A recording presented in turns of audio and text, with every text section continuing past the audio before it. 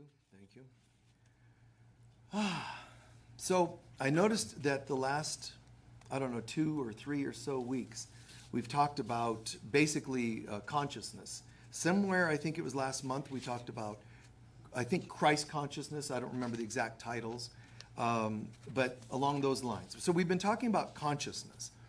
And last week we had a really good talk, a very great, a lot of great feedback on this, the idea of consciousness. And I was talking about how consciousness is basically supposed to be a noun. It's not like I'm just conscious and awake. It's now I become a consciousness. It's what I am. Well, on that same note, I sort of want to take that a little bit further. And today or maybe next week, we'll talk about also channeling and the difference between conscious channels and unconscious channels. But for now, there are basically 2 types of consciousness. There's real and unreal. One is, there's love versus fear. There's lower versus higher, or higher versus lower. So there's basically 2 types of consciousness, but only one of them's real. So there's God is a pure consciousness of love. So God is not a thing or a person so much as it's a consciousness. Now, then we start to think what Michael means is kind of like the concept of it's a consciousness we attain. So there's just this kind of a thing like a consciousness. It's better to avoid that as well, to just think it's kind of just an abstract mood. I met God today. It was kind of a mood. It's like, it's a consciousness and it makes decisions. It's beyond comprehension. That's why Jesus says, well, think of it as Abba. Think of it as your father, mother, but just not the ones you had on earth. Far better. So Jesus puts it that way. Buddha kind of says, well, let's just avoid that. Let's just think of it as an attainment of consciousness. And no matter how you slice it, it doesn't go over well. Ernest Holmes, Mary Baker Eddy, Edgar Casey, they use the word mind to describe God. Why? Because we think of mind as being where we hold our consciousness. But then it also went wrong because then we start thinking brain, because we think minds are brains. So God's this giant brain. And we're made in God's image, so we're just brains with legs, but how are you doing? So we think of consciousness as brains. We think of consciousness as a being. It's beyond that. But to think of consciousness of God it's a divine consciousness. It's not just a consciousness. It's a divine consciousness. The name for that consciousness in us is called the I Am or the Christ. It's that simple. It's not Christianity. It's the consciousness of that divinity that we call God in us has a sort of a separate name for now.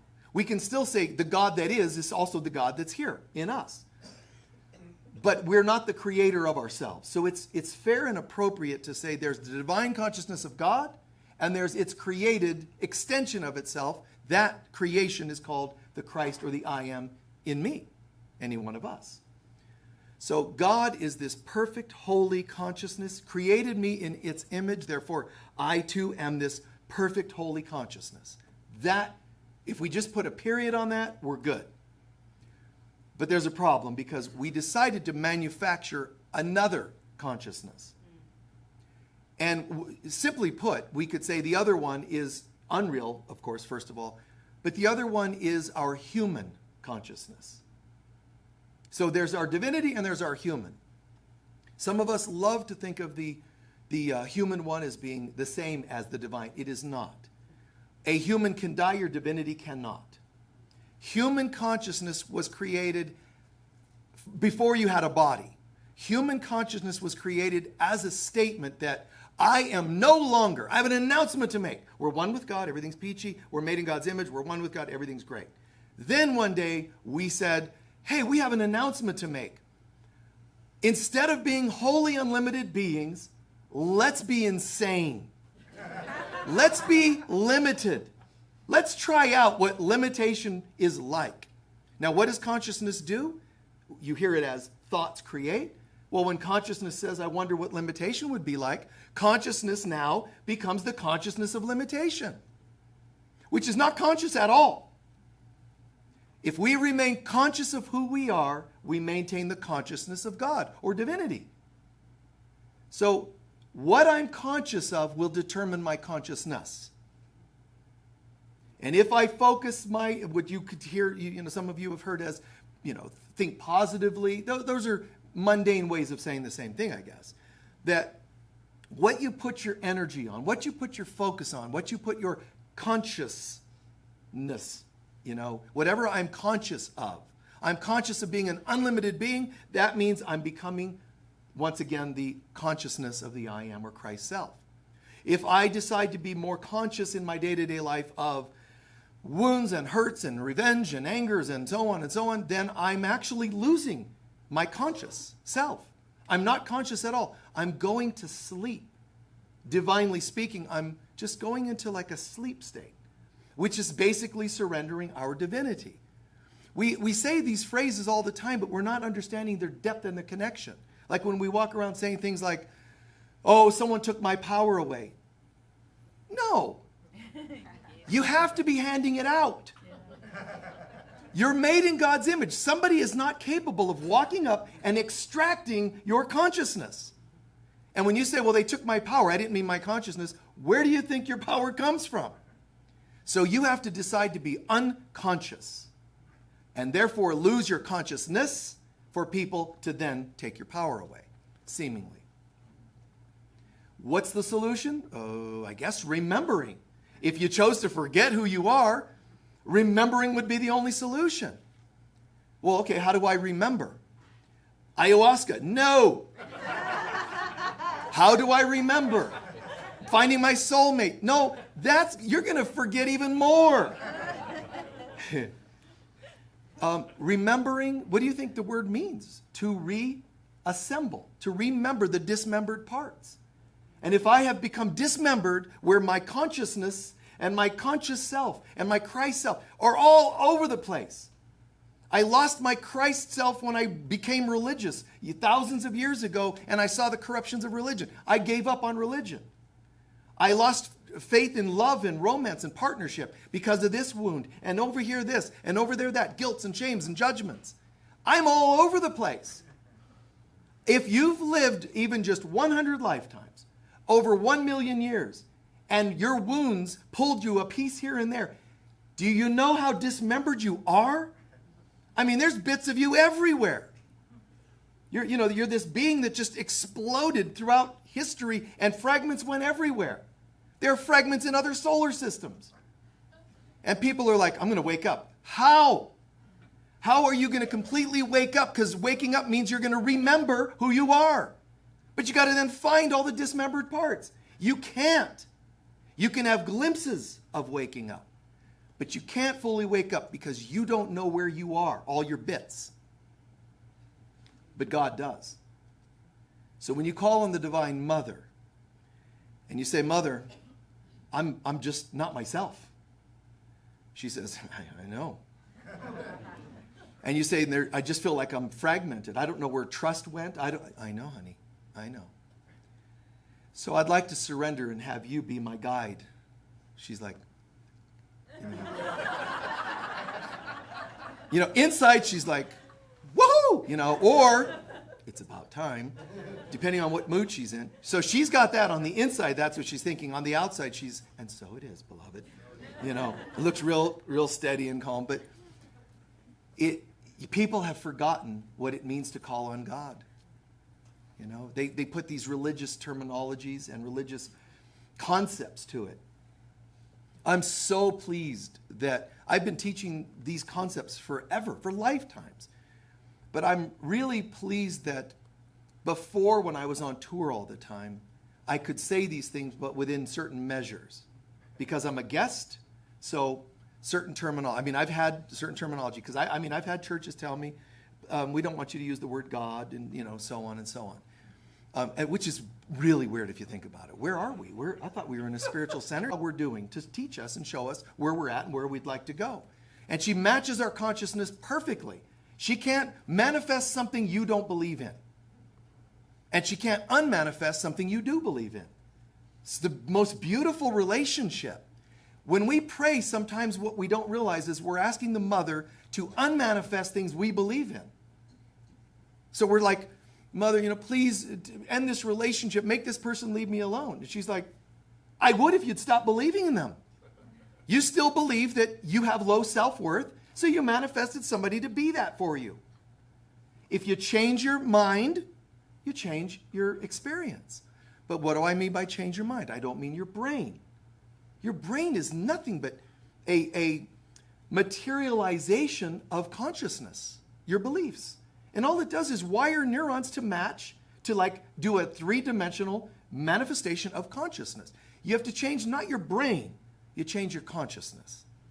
So I like that word consciousness rather than mind, even though great teachers use the word mind. It's better really to think of it as consciousness. And, and it's an amazing thing because we're not brains. Your brain is just like a hand. We just use it. It's a thing that we use to get messages from one part of a body that we don't have to another part of a body we don't have. I'm consciousness, I'm not a body. Why do I have a body then? Because my consciousness went to sleep and I started becoming conscious of a limited self. So the body just went, well, if you believe in your being a limited self, let's materialize a body to reflect it. And so the body's birthed and it dies. It gets sick and dies. I don't care what age you are. As soon as you're born, you're already starting to die. This body is a representation of a limited belief system we have, and we have to change our belief systems. Well, which one do I, fix, and how do I? You can't fix it with the mind that created it. You have to go to a different consciousness. Start manifesting not the unconscious consciousness, which isn't conscious at all, but the spiritual self. I'm going to call upon the mother to birth the real me today and every day. I die daily, said one apostle. I die daily. My limited, unreal self, I lay it down to die every day, every second of every day, I hope. Meaning, I'm going to let go of my limiting belief systems and call upon higher belief systems. Otherwise, there's people walking around thinking they're brains. There's literally people thinking that when they die, that's all that happens. So it's like, we're just these brains floating around? Really, that's all you believe? Well, that's really sad. There's a sci-fi movie, as cheap as you can imagine, called They Saved Hitler's Brain. Now, all this movie's about, all you have is Hitler's head on a pillar. And people are actually taking orders from a psycho on a stick. Really? That's it? We're going to take orders from a psycho on a stick? And then we realize we created a whole world. Governments and science are nothing but groups of people that are psychos on a stick. The stick being this thing called a body. It's not real. They must learn to surrender to the Holy Spirit and say, what would you have me do? How would you have me be? I know I'm a world leader. Show me how you would have me lead. Not to become a brain that's programmed from an unconscious self. The ego self. All of a sudden, I'm not a psycho on a stick. I'm not a head, a brain. I am waking up that I am a consciousness. And it becomes almost more like your auric, energetic self. I'm a consciousness. But the ego is going to say, I agree, you are a consciousness. You're the consciousness of me. Which is like being demonically possessed. The ego will make you think that you are it and it is you. Which means the ego is a limited being, it's a fake being, so it wants you to think that you're it, and then it starts making you identify with being a limited being. You can only die because we believe that we're limited beings. So I want to change channels. I want to change the source of my consciousness. So I have a consciousness that is my divine, and I have a consciousness that is not the divine. And that's not very conscious at all. So how do I get more consciousness, real consciousness? I have to become more conscious of who I really am. And then the I am becomes my consciousness. This is all trippy wording that's happening in my head right now. So I hope it's making sense. All right? When I forget who I am, I'm actually becoming unconscious. So I'm unconsciously giving myself a false consciousness. And then I live by it. How do I know I've done it? Psycho on a stick. When I start thinking I'm a limited being, when I live fearfully, I'm just a psycho on a stick. And I go, well, yeah, but the science is telling us, science is lying. They're just psychos on a stick telling you what's real. There's no God. They come up with medicines to fix a body that you don't even have. Why do you think the medicines all go wrong and they have to warn you? You know, and they act like you need this. I was saying to a group yesterday, do you realize that if you have an illness and it's clinical, it's on record, you have an illness, you go home, you take some herbs or you do some prayer and you heal it. Do you know you could go to jail for that? Because healing is illegal. I don't know that anybody's going to arrest you for healing your arthritis or whatever you had, but technically, healing is illegal. You're only allowed to call yourself a healer if you're one of their acceptable psychos on a stick who are going to say to you, do you have limbs? If you have limbs, you could have something more severe. You know, they're just reaching. It's really straight. Do you breathe? That could mean that you have, and people are at home just, oh, honey, did you know that being able to breathe could mean we have something worse? Okay, then you buy the medicine. And look at what happens. You know, the medicines cause horrendous things. But that's not illegal. They're doing that to make sure you buy only the good stuff that could heal. It doesn't heal. You can't heal a body that doesn't exist with medicines that don't exist. They're all illusions made up by the Psychos on a Stick Committee, and they determine what's real. And guess what? What they're telling you is real is not real. What they're telling you is not real is all that's real. And underneath it all, it comes down to this. There is no God. That's what it is.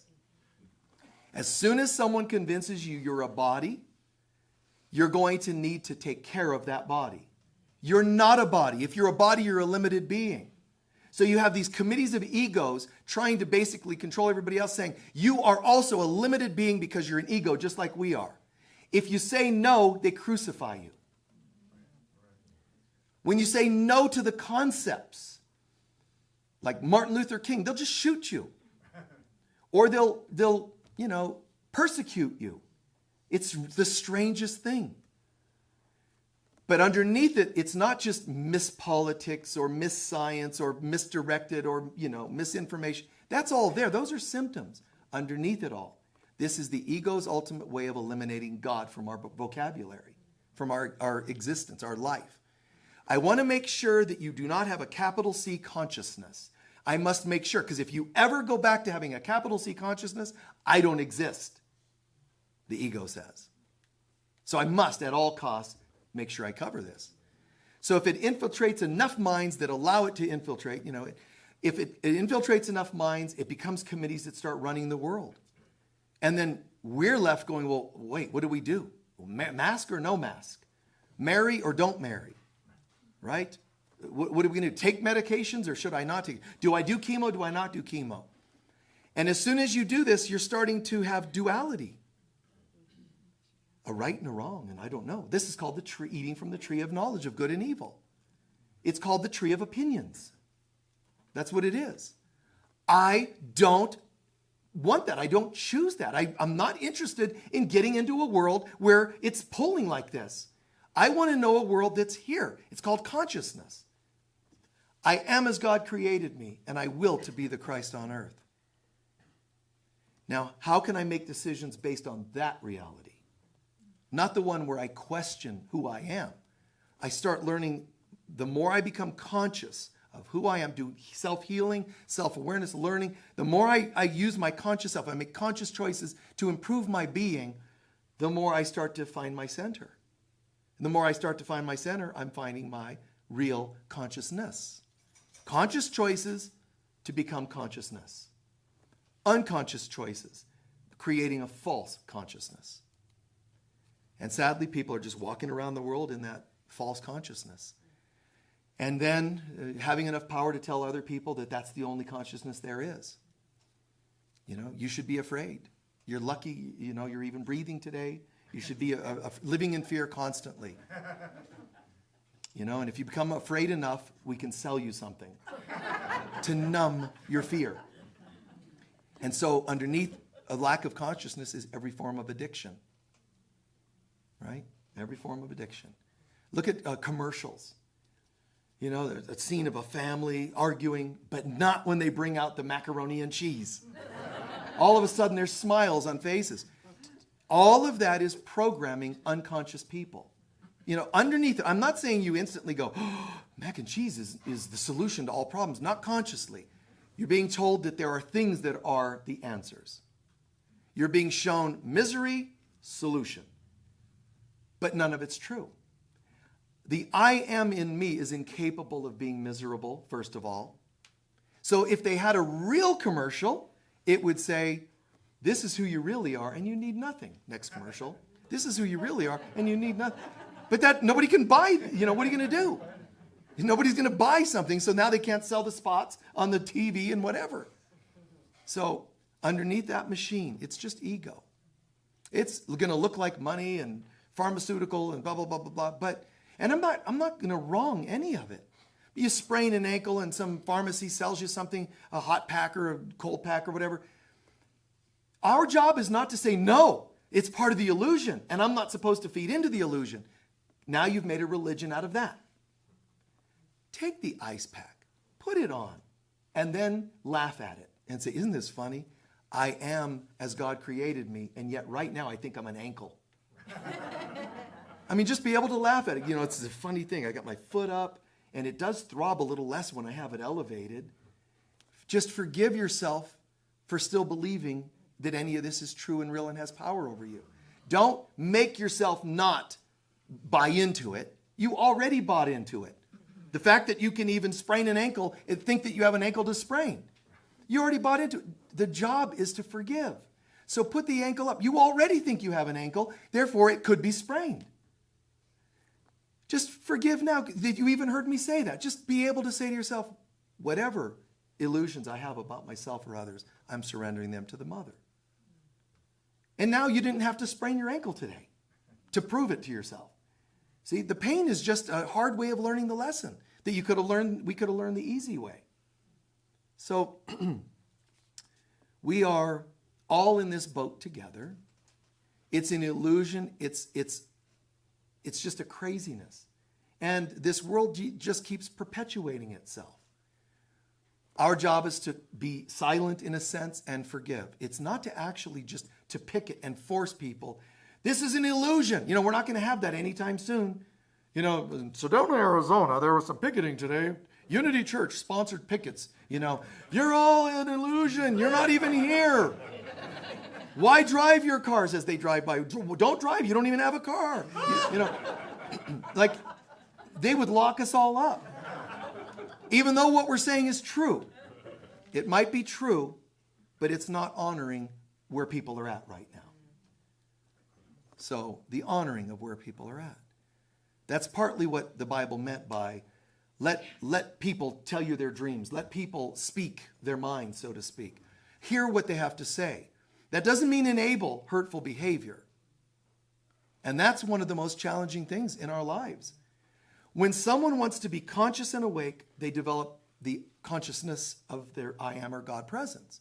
When people want to be unconscious, they're going to act unconscious. They're going to act like they don't have a clue spiritually, morally, ethically. And so they're going to vent. They're going to take stuff out on other people, and they will not practice responsibility. What do? Well, we have to let them be and let them have their way. And no, you're allowed to say no to unhealthy. You're allowed to reel it in and say, listen, no. I'm willing to allow this much. Here's my center. I'm willing to allow this much, but not this much. Saying that to your kids and whatever else. Learning to live the divine consciousness of God the best I can in any given moment. Now, if I turn that into a religion, how will I know I've done so? Because I'll start telling other people to do it the way I do it. That's not how I'm going to do this. This is my mystic personal experience with God. And it works for me. You like what you see? Okay, would you like me to reach out and share a little of this with you out here? It doesn't work for you? Let me reel it in a little bit again.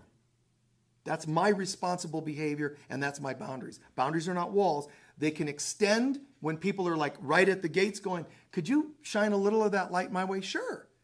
If they start stomping on it when you shed that light, you reel it in a little bit and forgive.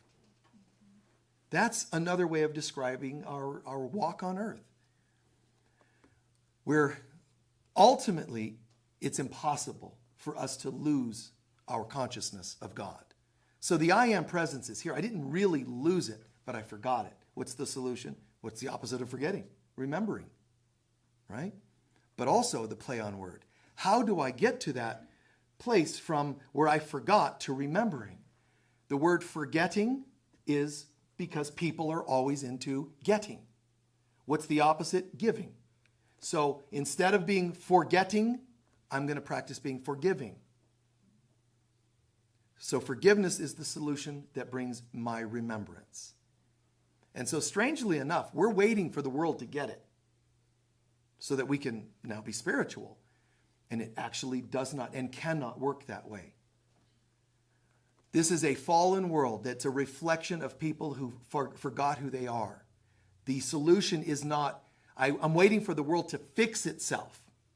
That makes no sense at all. I mean, if you have a blown tire, or you've blown your piston in a car, you don't go, okay, I'm just going to give it the weekend. It should be okay. And so somebody sent me a meme that said, can you post this? And no offense, because I know this is a popular concept, that the body can heal itself. The body can heal. You're dreaming you have a body. How can it be the healer? How can your body that gets sick, in fact is sick, and dying right now as you sit here listening, your body's already dying. Why would you trust it as a healer? It's not even here. It's a dream image. It's a hologram. That's bizarre. That's like watching a Mickey Mouse cartoon and calling upon the divine Mickey to give you answers. It's a cartoon. It's just an image. So the body is just an image I've made of myself. And you go, well, the body heals. No, it doesn't. Why would you trust someone who's drunk to drive you home? It doesn't make any sense. Why would you trust the body that is thinking that it's a limited thing to be your unlimited guide? It can only give you what it believes it is. If the body's sick and dying, it's not a great guide. And so at the end of the day, I wear the body like a coat. But I'm not going to let my coat determine who I am, or my shirt, or my pants, or my socks, or I'm wearing this, and I take it off. You wear a body and you take it off. I wouldn't let that thing become, holy trousers. What would you have me do today? I'm needing to buy a house, but is this the house I should buy? Like the leg's going to flap, yes, or, what are you going to do? Pendulum the pants? It doesn't make sense. I don't know. Your body is not the ultimate guide. And I'm not dissing, you muscle test the body and you think it's giving you answers. That's great if that's where you're at. But I'm telling you, the only time your body can even give you accurate readings in muscle testing is because your mind believed enough to tell your body to give you the answer. When you leave your body, your consciousness, your soul leaves your body, try muscle testing it. Right? It doesn't, what are you going to do? It's rigor mortis sets in. I'm getting a stiff yes on this answer. A solid no. No, the body's just dead. So don't think that the body is your God. And as soon as you start removing your investment in the body, giving you your answers, because we do. I'm hungry. How do you know? Well, my stomach feels empty. You don't have a stomach. See, you're actually believing in your body as a guide. Oh, I'm in a bad mood because I haven't eaten lately. That's the depth of your being? Don't mess with me. I haven't had food that doesn't exist to put in my body that isn't real. No wonder you're upset. It's not about the food or the body. It's because you're insane. You're sitting here telling me that you're a body and a stomach and a food and a... Really? Yeah, I have to have some protein. What is that? You created the whole universe. And you're like, I need some protein. No, you don't. You don't need anything. I'm not saying don't go along with these rules. Just know that they're not real and then go along with them. It's called playing along. But I can be conscious. I mean, Jesus did. He played the game at times. Jesus, it's time for us to pay taxes. You don't charge for your healings, dude. What are we going to do? Cast a line in the water and we'll pull out a fish. There'll be a gold coin, silver coin, and we'll pay our taxes with it. This guy's amazing. But he paid the taxes. He didn't say, why pay taxes? It's an illusion. What did he say? Great answer. Give to God what's God and give to Caesar what's Caesar's. Your body thinks it's hungry, feed the dang thing. But don't think you are the body. Don't think that finding a new relationship made you happy. Nothing can make you anything but yourself and your beliefs. So when you start getting a divine consciousness enough, it's like, I feel like now I can choose to eat or choose to have a relationship or choose to be intimate, but I don't feel invested in it. It doesn't make me something. It doesn't give me something. I just realize, wow, I'm okay. And it's kind of nice because now I get to eat from a conscious place. When you eat unconsciously, you are practicing addiction. When you do things compulsively, and what does the word or the concept mean? I'm compelled. It's out of my control. How can something be out of God's control? Well, because I'm not being very God right now. I'm being forgetting myself type of person. And when I forget, I start to act a little insane. Not only because I don't know who I am, so therefore I don't know what to do, but also when I don't know who I am, I start to feel anxious inside. And so I need a drink. Why do you need a drink? Well, I inherited. No, that's just external symptoms, let's call it. The reason I need to drink is because I feel anxious. Why do I feel anxious? Because I forgot who I am. Oh, I need somebody to be with me. I don't want to grow old alone. Why? Well, I just don't want to be alone. No, because behind it, you think you're lonely. You think you're alone. You're not. It's impossible for all that is to be alone. I want to be, sharing sex or intimacy with somebody. Why? I just need. Now think about this. Some people say that. I just need that right now. That's kind of interesting. You hook up with somebody. Hi. Hey, would you like to get together and kind of play? Why? I just need it. That sounds weird to me. It just does. It just sounds weird. Would you like to share your life? Why? Because I just need it. I would like you to want to share it and not need it. Because if you need something from me, whether it's sex or money or whatever, if you need something from me, the day I can't supply it, I become a bad supplier. And then you're going to turn on me. And that's what they call the honeymoon being over. Everything is about consciousness. Just remember, everything. And it's either the real consciousness of God or a false made-up consciousness. The consciousness of my body, ego, limited self. It's very simple.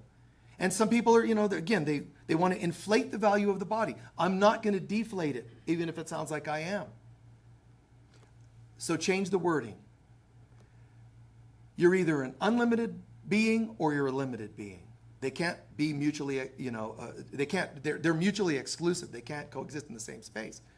You are a limited or an unlimited being. And so when I say, let the one be seen for what it is, why would you want to still inflate my limited self? But I want to keep my limited self. Well, then so it is. Because the mother will honor it. And so it is, honey. And then tomorrow you're like, God, I wish I weren't sick. You actually wished you were sick when you wished you were a limited being. So the more I become conscious of who I am, invest in that through love, through forgiveness, acts of kindness, the more I'm conscious of goodness, the more I'm getting in touch with my real consciousness. When I act insane and hurtful and selfish, and when I hold on to wounds and cause wounds, then I'm being unconscious. But my unconscious self is still going to look like a conscious being. It's going to look like that is my consciousness. So the universe is going to match us where we are. It's only ever real when it's love-based. It's not real when it's not love-based. But either one is going to feel real to us. Does that make sense? This is where I'm at. This is my reality. And God and all that is God, that is love, is saying to us, hey, beings, humans, beings, a suggestion.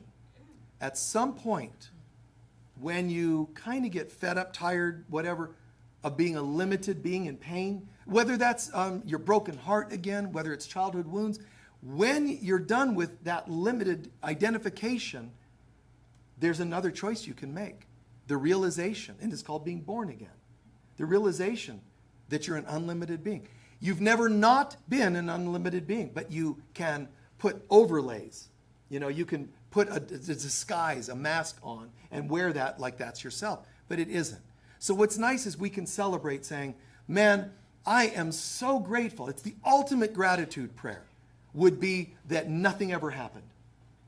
I'm so grateful that no matter how far I went into being hurt by others or hurting others, I'm so grateful that the divine in us never did this.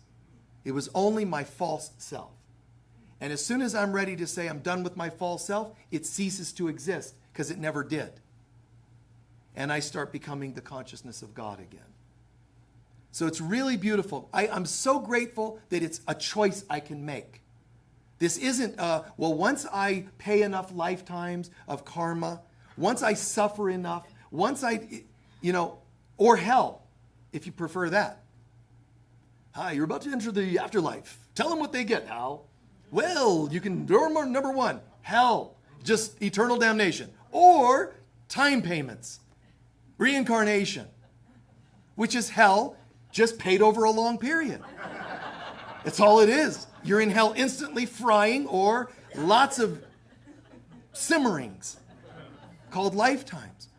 Neither of those is the law consciousness of God. God's like, I am, and only ever can be love. And we're like simmering, burning, and God's like, wow. You have this option. There's a door number 3. Oh, no. We're not worthy of door number 3. Or we're going to say somebody didn't tell us about door number 3. You are door number 3. So you can't blame those who didn't tell you about it. Well, my religion said I would burn in hell. Why did you listen to them? And now you're burning. And then, I got rid of religion and I got into mysticism and reincarnation. So now you're just doing time payments. And it's like, wow. And the interest rates are terrible. So you're never even paying the principal. Just the interest rates. And they're not interesting at all. So there's debt. And that's what part of what limited beings means is you're believing you're limited and therefore you're in debt.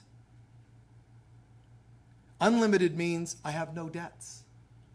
So if I incarnate enough times, said some religions, and be perfect in enough lifetimes, be perfect enough to never add to your karma until you burn off, lifetime after lifetime of being perfect, try 5 minutes. It's not that easy. So being perfect for several lifetimes, never reacting, never adding to your karma, so that you can go, wow, I made it. Well, you know what's going to happen if you pull that off, which very few people in history ever did.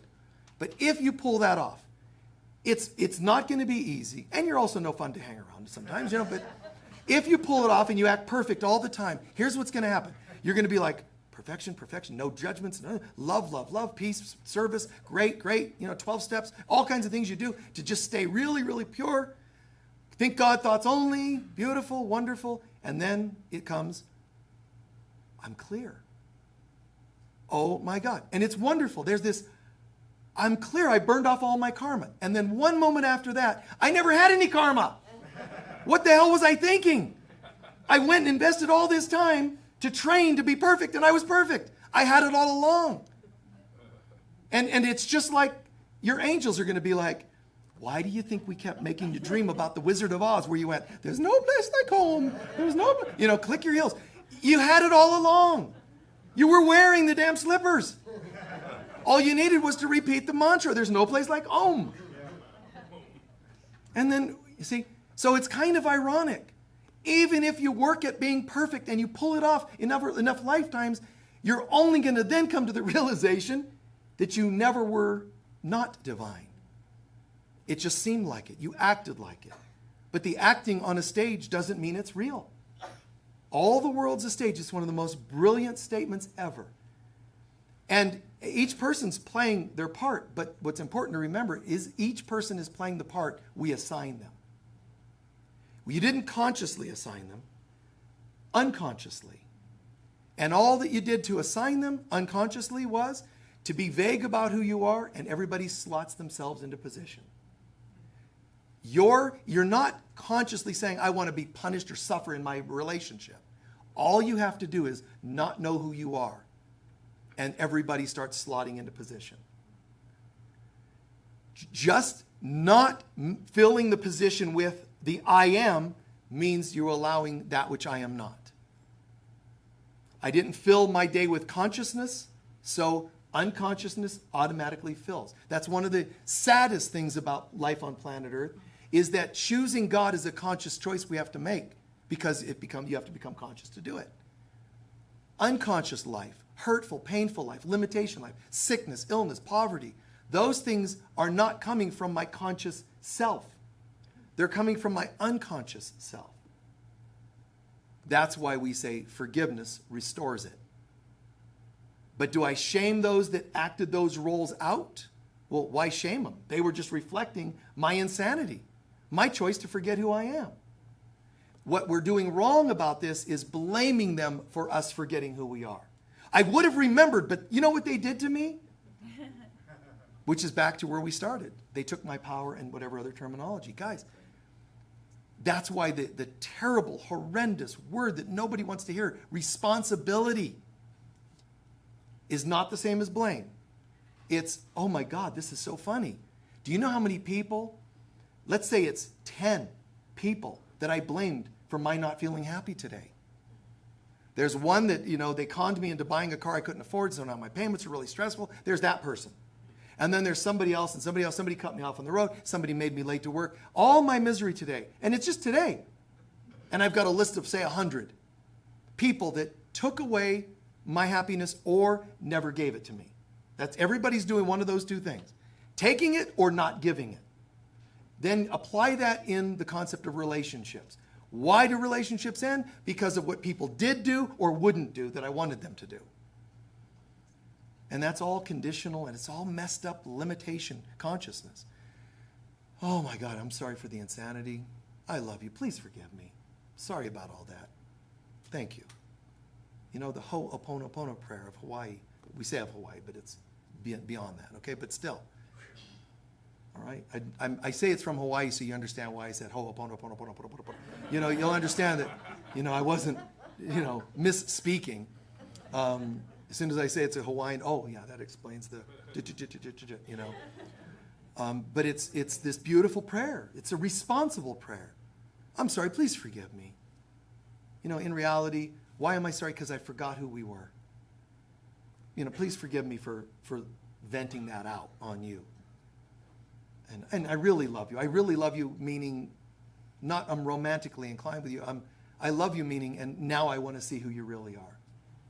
And thank you for being open to that. Even if they don't say that they're open to it, your soul is. See, so we can close off our lives every day with that, being able to say, wow, today I saw a person that was impoverished. Hey, listen, impoverished person, please forgive me. Well, why? I didn't cause them. I know you didn't externally, consciously cause them to be impoverished. But everything's created by me and by we. So when someone's impoverished, if I didn't contribute to it on some conscious or unconscious level, we did. We believe in poverty, and they're playing the role. All the world's a stage, and each person playing the part they're assigned. So the person that's dying, the person that's impoverished, the person that is running the world, whatever, all people, Jesus, Buddha, Mother Mary, Mother Teresa, whomever, they're all playing roles that were assigned by us. And I'll close with this thought. When you see people that play a role of a happy dream, please thank them, at least in here. Thank you. Thank you for being a wonderful mom, healer, teacher, author, friend, or whatever role they played. Anybody that has ever played that role in a beautiful reflection of goodness, give thanks to them. Because they could have done otherwise. You follow so far? But you also have to thank yourself. Why? because you actually chose to create a reflection of your value today. Now, what if I have a really horrible day and lots of people reflecting mean, hurtful things? You know what they're reflecting? Your lack of value. What should you do with that? Hate them. No. See it and say, oops, I'm sorry, please forgive me. I gave you a role to reflect the bad guy in my life that would make me feel valueless. But I love you, the real you I love, and thank you. Thank you is nice because it's kind of like saying, you won't need to be doing that anymore. And if they don't get the memo, then now you get a restraining order. You know, if they don't get the spiritual memo, sometimes you take the external actions. That's fine. But not with the judgment, hate, reaction, fear you would have otherwise. Isn't that beautiful? All the world's a stage. So please, when you see the people that are acting out the triggering, you know, they're playing a role that they felt somewhere in your system there was a role. You know, there was a role in the drama that was up for new people to sign in. So you wrote the script, you directed it and all that, and they're just stepping into the role we gave. Meaning, even if we didn't assign a role, not assigning what we want brought what we don't want. We have to choose healthy or you're automatically going to get unhealthy. It's unfair seemingly, but that's the way we designed it. Not God, we. So choose again. That's what forgiveness is again. Retiring the people that are playing the roles of mean people. You think it's about forgiving them for being mean, and it is at first. Then you start to realize, oh my God, I have to also forgive myself for hiring them. I mean, you did have wicked in the job description. You did have, you know, I want them to be good at stabbing in the back. And then they become good at it, and you're like, I don't like you. It's like actors that are hated. I remember, you know, I met a lot of different people like that in my life, actors. And I remember John Wayne once, in a conversation that I was privy to, was talking to an actor who, it was in the first movie where an actor killed John Wayne in a movie. Now, sometimes we won't remember how much of an icon John Wayne was to a lot of people. Bruce Dern was the actor, and he kills John Wayne in the movie. And Bruce Dern goes, you know, I remember you said to me, he said way back, he said to John Wayne, he goes, I remember you said, congratulations, son, you're now going to be the most hated man in America. You know how weird that is. We assign these roles, and when they become really good at it, it's almost like when the director even gets chills. He already knows the masks, he knows the makeup, he knows the story, he knows the script. When the director goes, man, this is freaky, you know somebody really stepped into a role well, right? And that's what we do. The ones that are the most hurtful, creepy, they played the role of that thing really well. Do you want to hire them again in another lifetime? No? Then retire them. Listen, I decided not to produce horror movies anymore. So we can now let that go and retire them for lack of work. I don't have an interest. I'm not interested in horror movies. And retire them. I'm sorry. Please forgive me. I love you. Thank you. Bye-bye. And then create a different movie, a different script, a different song, a different lifestyle. Please take a few centering breaths.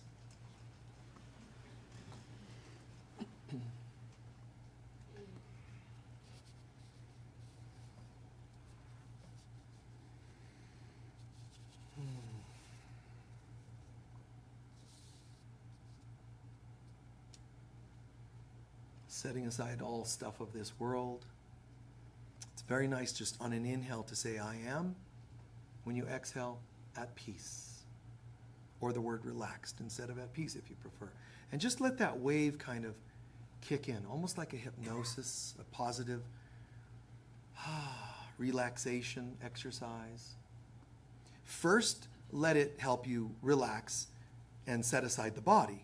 At first, I am relaxed. Just to set aside all of the body stuff. But hear the words, think the words, feel the words. I literally am, on the exhale, relaxed, and feel like you are relaxing more and more with each exhalation.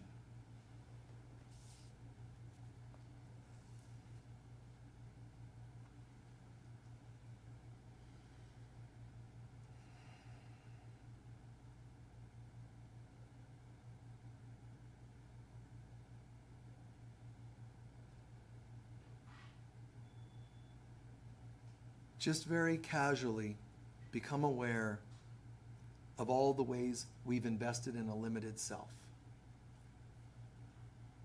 All the ways we have learned to identify with a body that ages. Think about it. Wrinkles, grayness, or whatever else to you is called aging. Aches. That's still an investment in the body. It may not have been your intention.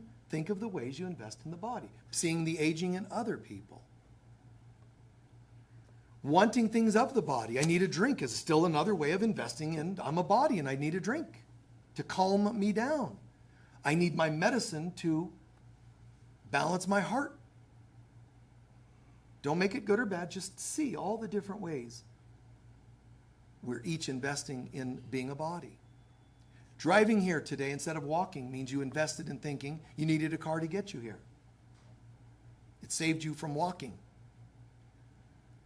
Look at all the ways that you convince yourself each day that you really are just a body.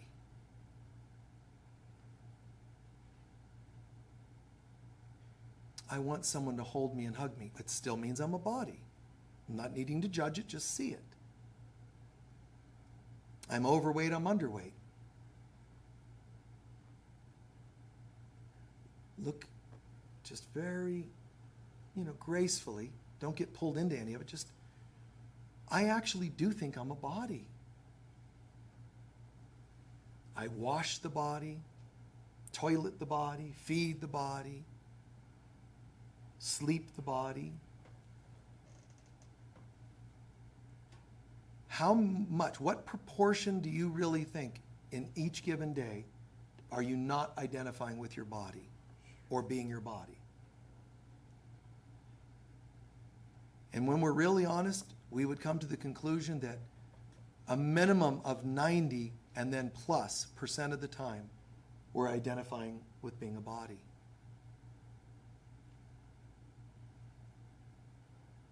Just look at it in a way that is kind of funny rather than depressing. More like a aha, wow. Conversely, how much time do I spend becoming conscious that I'm not a body? I don't mean acts of denial, proving by not eating and fasting. I'm talking about really becoming conscious. What things do I do that helps me feed my conscious self, my awareness that I am not a body? And I don't think you're going to come up with a percentage of a day. You might just even come up with an act once in a while. I am not a body, I am free, for I remain as God created me.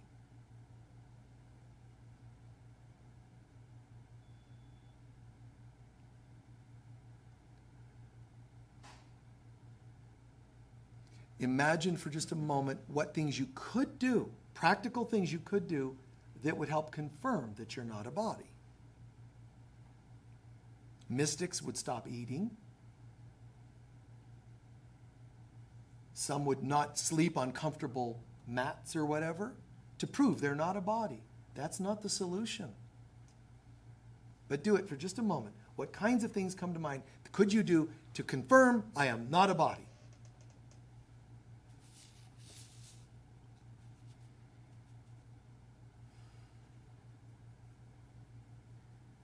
And then realize that's not the solution,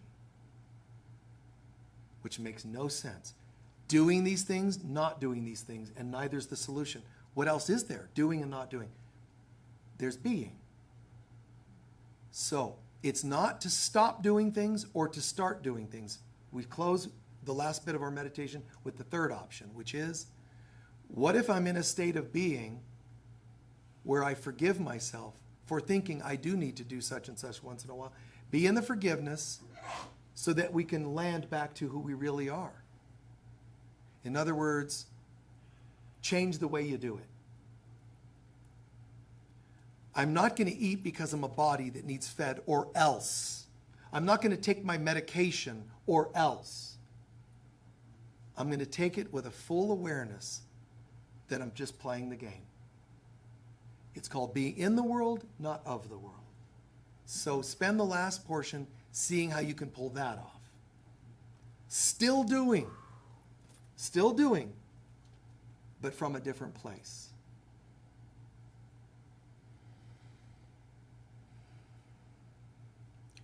I still have a job. I still get a paycheck so I can pay my rent. But my job is not my identity. My job doesn't even determine my prosperity level. It just looks like it does. That's what I mean by shifting the attitude to a centered place.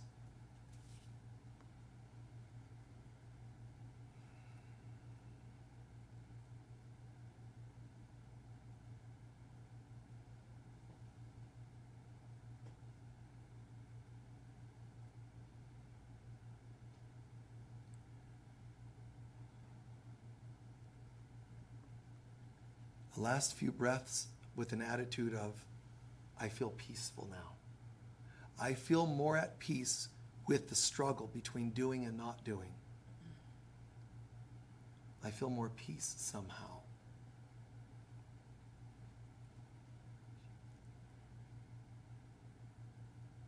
And so it is.